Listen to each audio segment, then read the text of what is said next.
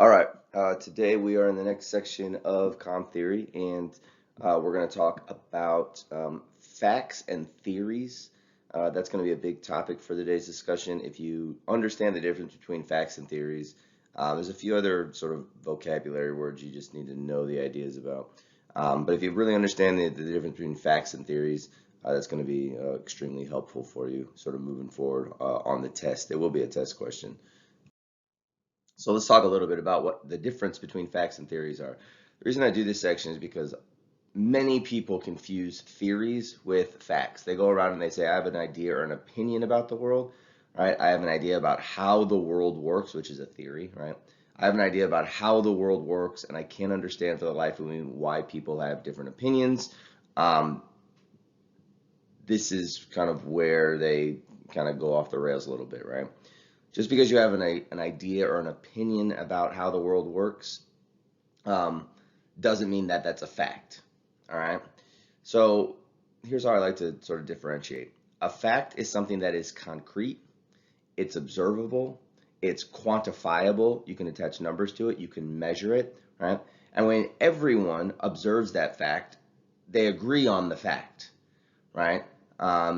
If you want to talk about income distribution, right? We can go through the numbers and I can tell you how much I make, how much money you make, how much money all 330 million Americans make, whether, what living standards are. I can tell you what the minimum wage is. I can tell you what different tax brackets are set currently, right?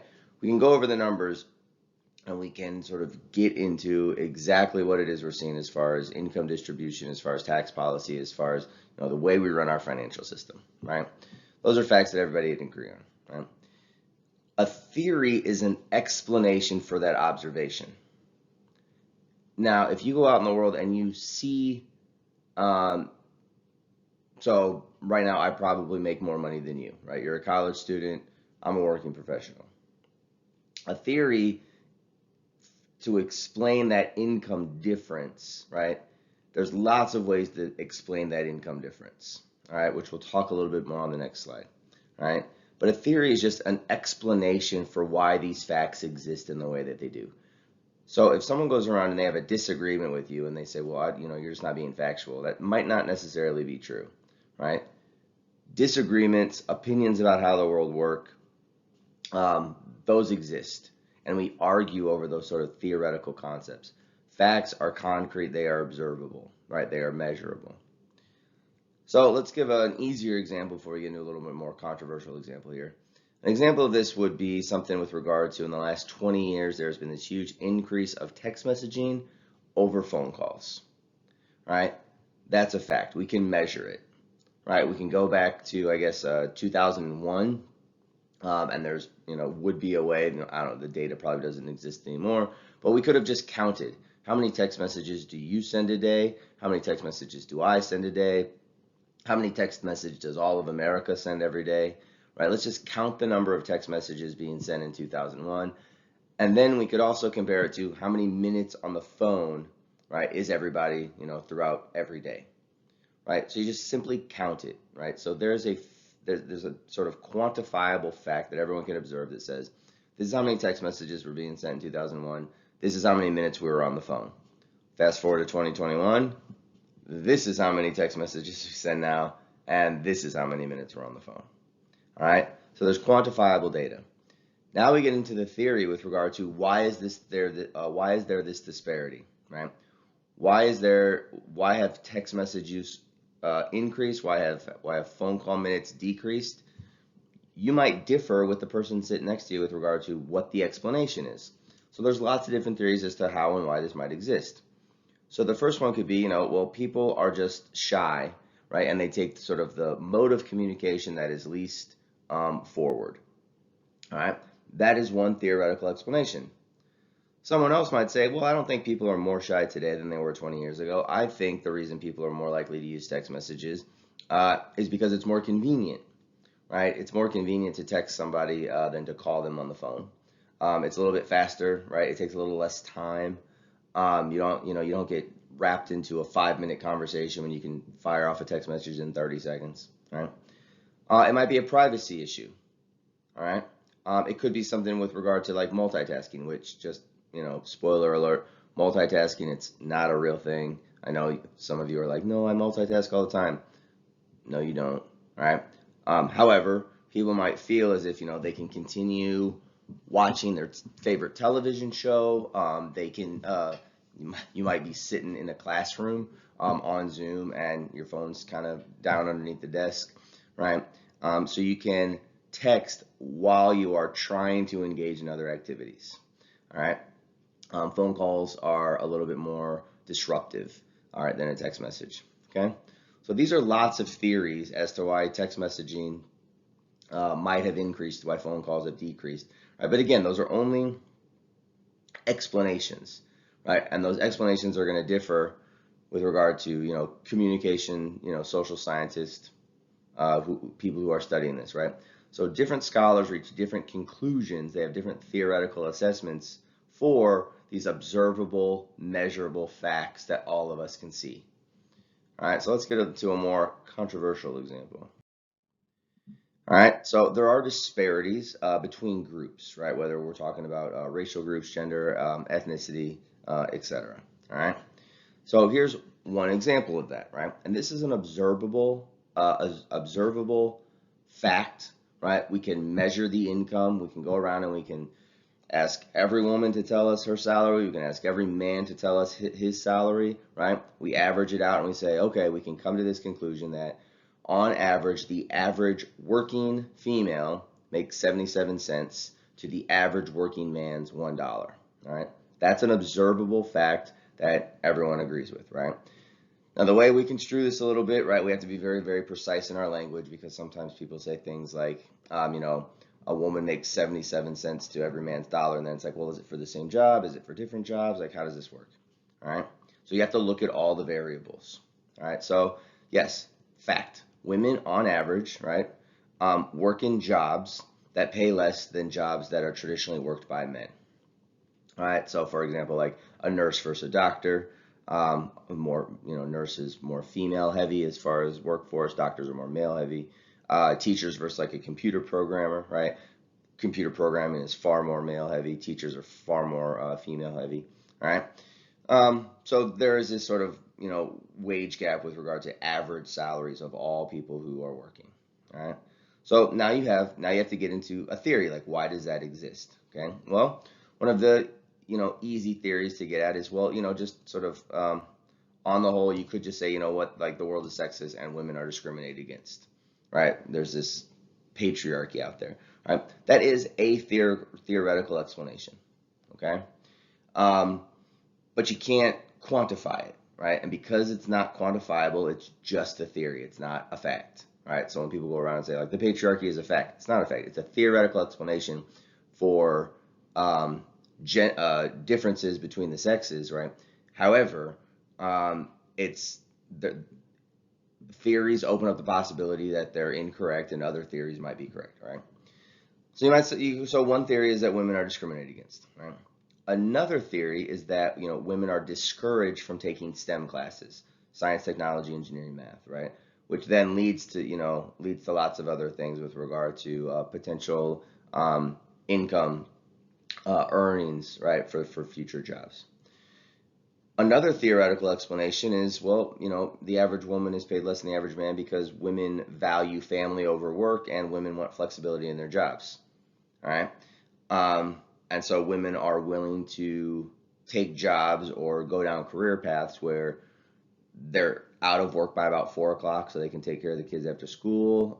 They want a job where they don't have to travel. They want a job they don't have to work on Saturdays, right? So they're willing to take less pay for more job consistency so that they are, constantly out of work at a certain time because they want to have family time, all right? That's an explanation, all right? That has nothing to do with discrimination. Has to do more with women making different choices than men, right? Even though all choices are open to both men and women, all right? A different explanation would be that women choose different majors. So again, when a freshman class gets to college, all students can choose whatever major they want, and a theoretical explanation as to why long-term earnings are different for men and women is that during those first couple of years, men and women self-segregate into different fields, right? And men tend to segregate into fields that have a higher earning potential than women. All right. So these are all theoretical explanations worthy of exploration. Okay. And again, it is a fact, right, that there are group disparities. All right, whether or not you're looking at race, gender, ethnicity, lots of different ways in which you can break things down, right? So you can quantify those things. You know, certain individuals or certain groups make more money or less money, have certain educational standards and attainment. They live in certain school districts. That, you know, family structures, right? You know, long-term wealth, long-term earning potential. Like, there are ways in which you can quantify these things, and you look at it and you're like, yeah, these are facts that everyone agrees with, right? Because they're numbers. The theory is where we have the social scientific arguments, right? Is it because of discrimination, right? Or do we need to look at a multitude of other variables that go into creating these disparities? Now, here's the little bit of a curveball, right? It could partially be because of all of these theories. All of these theories might have some truth to them, all right? So if we look at women in the workforce, for example, right? It might be because women choose different majors, right? And there also might be some discrimination involved. And so now the role of a social scientist is to figure out how much of this disparity can be lessened by creating more sort of equal opportunity laws and regulations, and how much can't be solved because no matter how many equal opportunity amendments you put into, you know, whatever, women are still more likely to choose different majors than men with regard to long-term earning potential. All right. So that's where you got to slice and dice, and that gets very complicated, it gets difficult. It's clearly a landmine. It's controversial. All right. So you just have to make sure that you're looking at all variables, right? Don't just focus in on the one thing that is, you know, you believe that conclusion to be, and dismiss all other variables. And the reason for that is because if you want to fully solve the problem or address the issue or get an accurate assessment of what is going on in the world, then you need to know the variables that are actually driving, in this case, disparities between groups. Right? Because if I see a disparity between groups, for instance, you know, men and women making different salaries, right? If I see that disparity and I try to solve it by tackling the wrong variable, then I can manipulate this variable all I want, but it's not the variable that needed manipulation with regard to actually solving the problem. So I want to make sure I have an accurate assessment with regard to which variable is causing the disparity, because that's the variable that I would have to go in and address if I want to actually solve the problem. Otherwise, what happens a lot, like with, you know, political policymakers, is they start tinkering around with these variables over here to try to lessen group disparity, but they tinker with them so much, but then nothing ever changes. And the reason nothing ever changes is because they're screwing around with the wrong variable. All right? So you want to make sure you have an accurate assessment with regard to which variables are causing the factual disparities, right? Which theory is actually true with regard to having an accurate theoretical assessment of the facts. And then if we want to sort of change the outcome of the facts, we have to address the proper variables. All right? So you want to have a good idea of sort of what theories are actually, you know, driving the facts. Another example of this, we can get into like legal questions, right, as far as like defenses. So you could have a fact in case, and let's say that everyone agrees on this fact, both the prosecution and the defense team. They come in and say, hey, like, my client killed this person, right? And just to, you know, make it a little bit more controversial, you could say, look, I walk into court and a white man has killed a Mexican American man, right? And these are the facts that, let's say, everybody agrees with, right?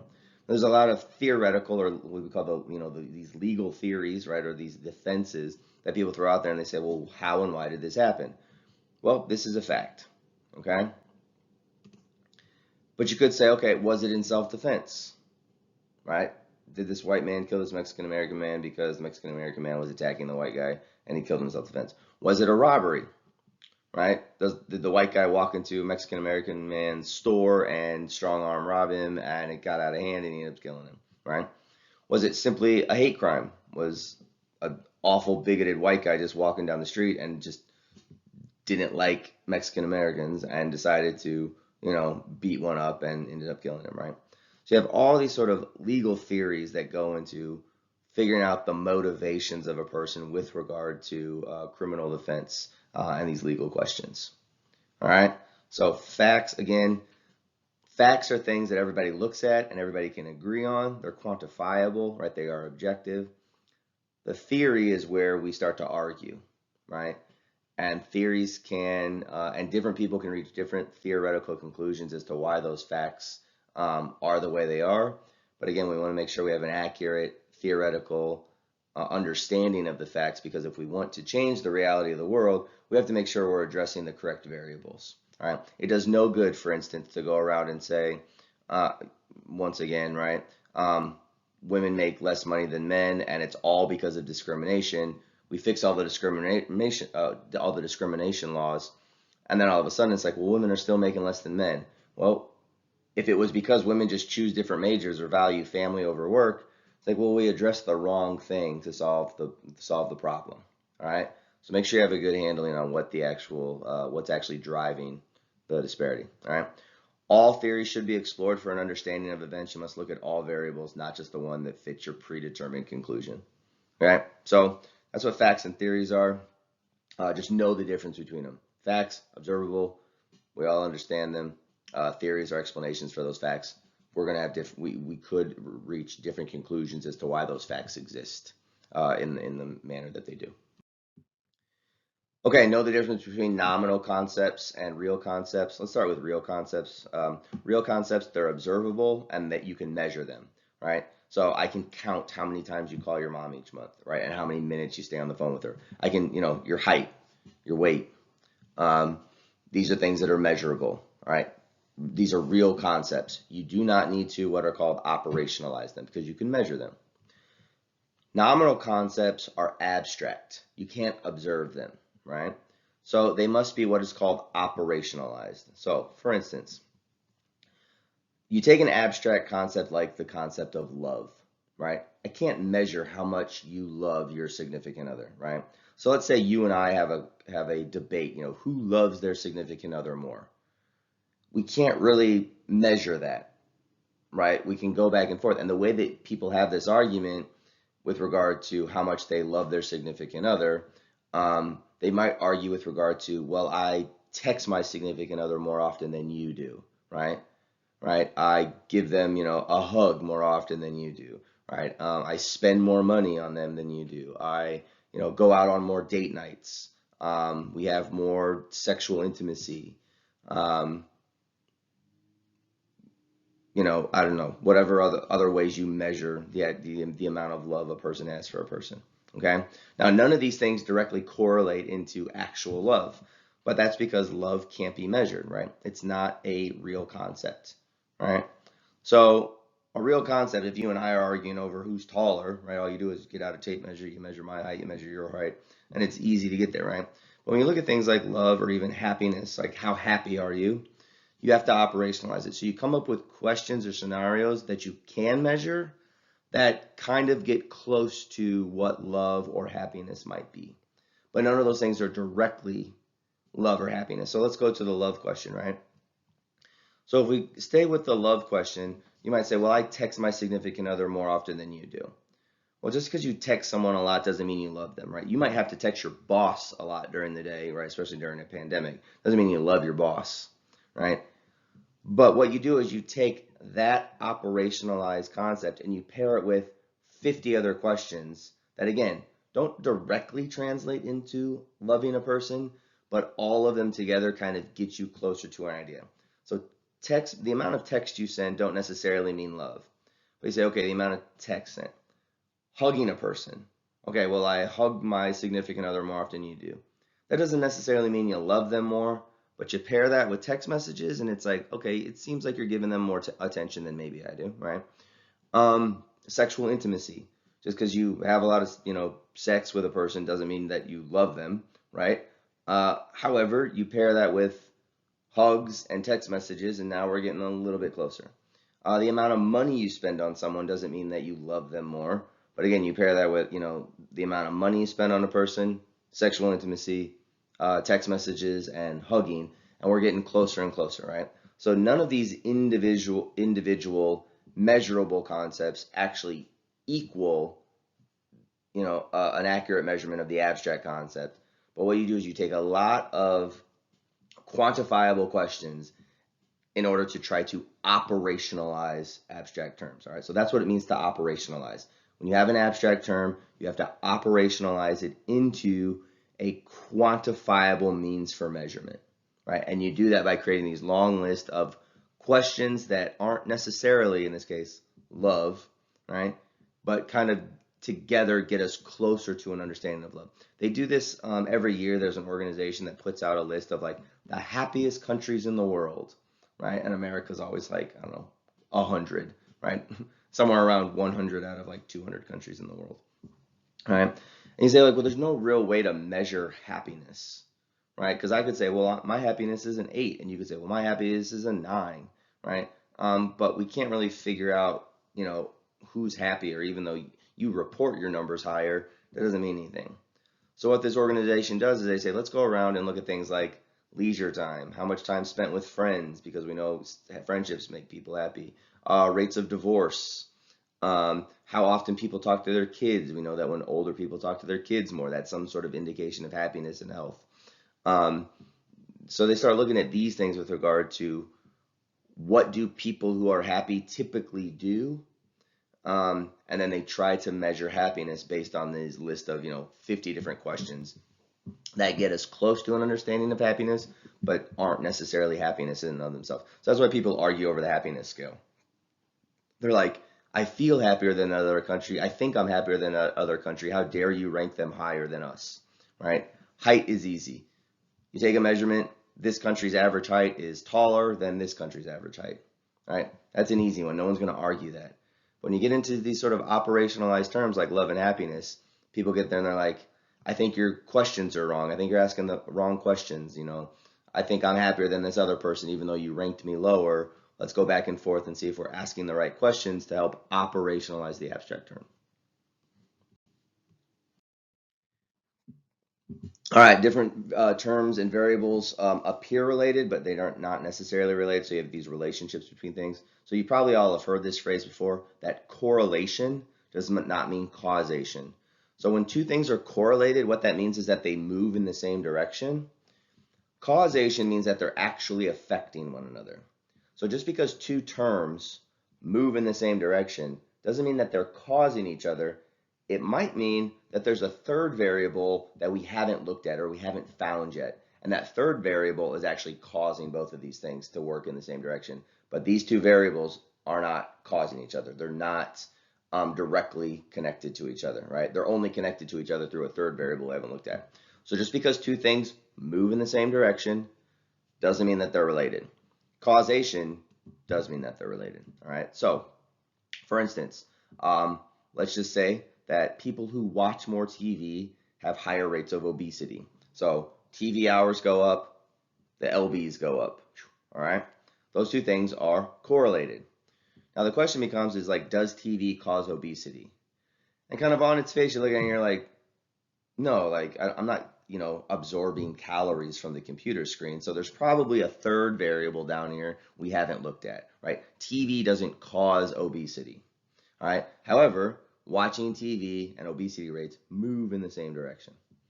So you might look at, okay, maybe people who watch a lot of TV just have other bad habits, right? So if you're watching TV, it's like you're probably sitting on the couch, you're probably not up moving around, right? So maybe it has something to do with like a sedentary lifestyle as opposed to like the television. When you're sitting in front of the TV, studies show you're more likely to snack, right? You have a little bit of ice cream at the end of the day while you're watching, Netflix or whatever, right? So you want to figure out what variables are you overlooking, all right? Things are correlated, they move in the same direction. Causation means they affect each other. But if you kind of look at something like TV doesn't cause obesity, that's a weird statement to make. You got to figure out what's that third variable that we're overlooking that's actually causing obesity in this regard. All right, you can have three different approaches to research. You can have an empirical approach, an interpretive, or a critical. An empirical approach just means that you're sort of just observing, you're just trying to explain, value neutral. I'm just value neutral, trying to explain what's going on in the world. All right, value neutral. Interpretive is, there's some subjectivity involved.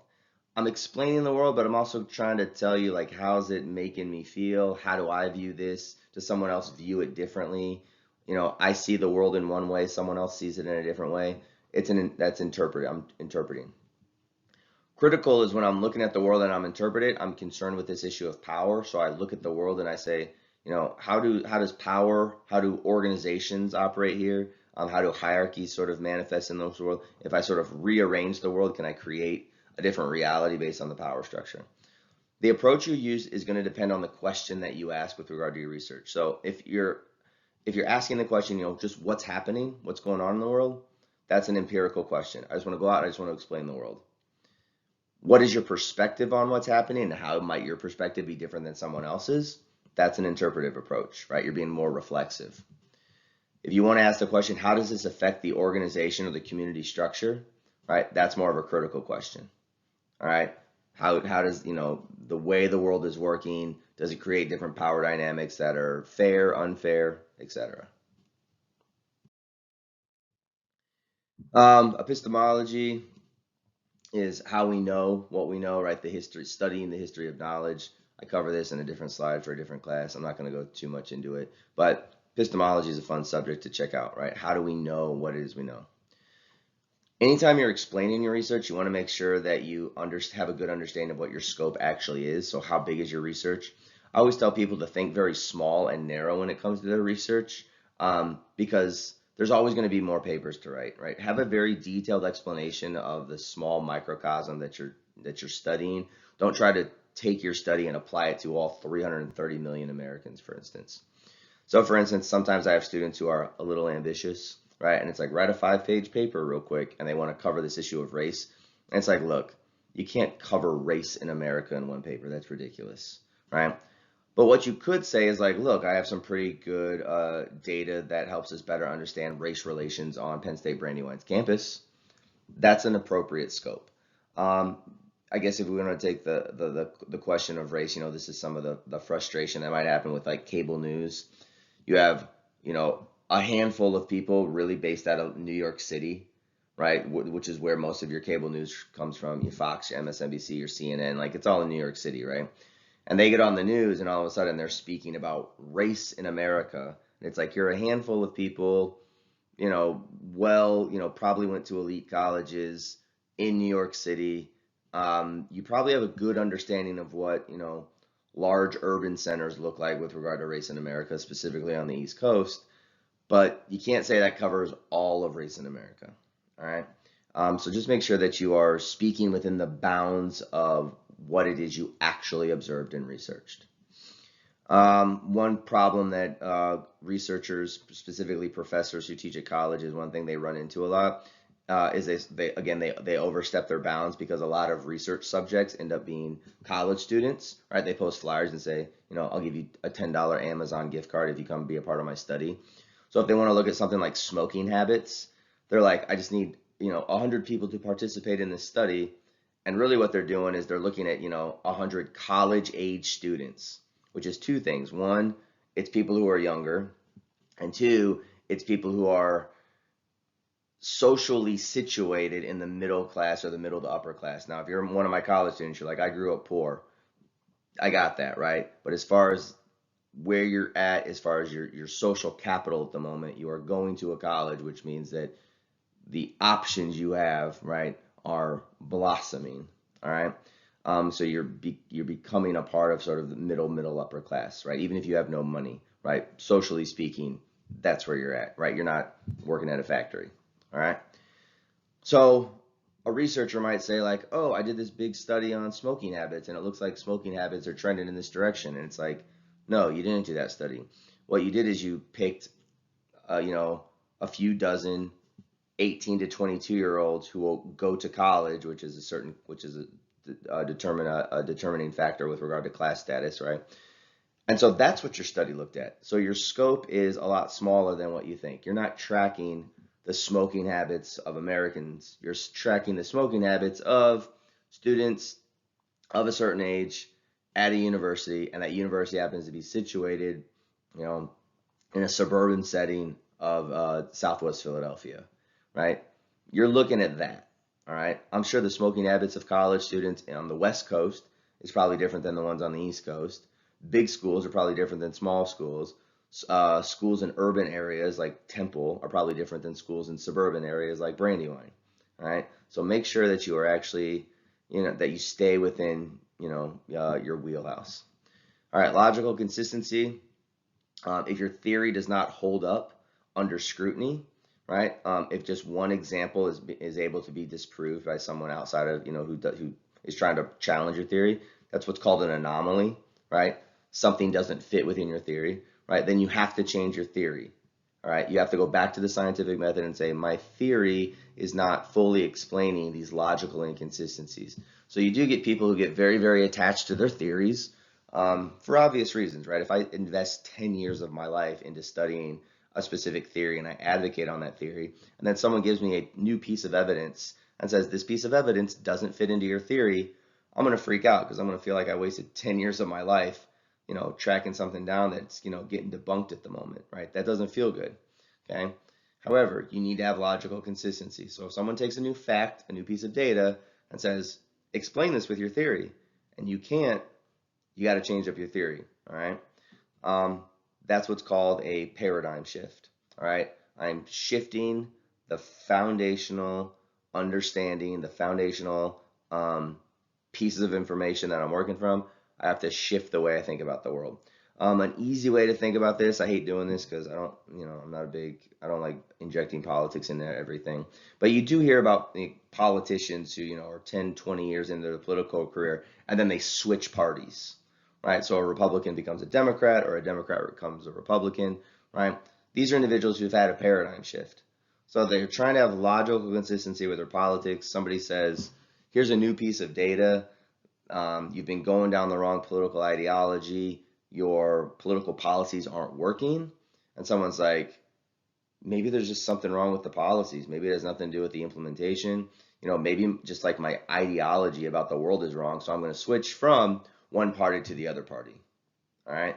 So that's a way of thinking about it. But, think about it in the academic sense. Someone goes down this academic road. They have a theory to explain things, and they can't get all the facts of the world into their academic theory. And they say, maybe it's not the facts. Maybe it's my theory is just a bad theory. All right. So every once in a while, you just have to be reflexive. You have to be humble enough to change your mind about the theory. All right. And then finally, you always want to look at whether or not your theory and your ideas are advancing the field and advancing the thinking. All right. You want to constantly remind your reader as you write this stuff up, constantly remind your reader why your research is relevant, why this study needs to be done at this moment. All right. So just make sure you're being useful. And finally, parsimony, explaining, being parsimonious. Theory should be simple and work towards simplicity. If you have to do a lot of what are called mental gymnastics to convince your audience that your theory is right, then your theory probably needs some work. So if you're going in there and people, if you go and listen to an academic give their explanation or give some sort of, tell you about their theory, and you're constantly like, that doesn't make sense. There's a loophole here. What about this exception? And they just say, well, there's an exception. There's an exception. There's all these exceptions to the rule. At some point, you're like, your theory is just bad. Like, it's a bad theory. All right. You should be able to explain it very simply where everybody understands it, everybody gets it, and then we move on with that, right? But very complicated theories usually just mean that it's very sloppy thinking, all right? And then finally we get down to Occam's razor. You can read this comic on your own if you want, which is kind of fun. But Occam's razor, right? When faced with two possible explanations, the simpler of the two is most likely to be true. So if you have two theories in front of you, Occam's razor says that the simplest explanation is probably the correct one, right? And that's because more complicated explanations take a lot more mental gymnastics, right? There's a lot more exceptions, right? Simpler explanations are usually, more correct, all right? Usually, all right? So just know what Occam's razor is. It's just a concept that gets thrown around a lot. Okay, that's all I have for class today. I'll see you all next time.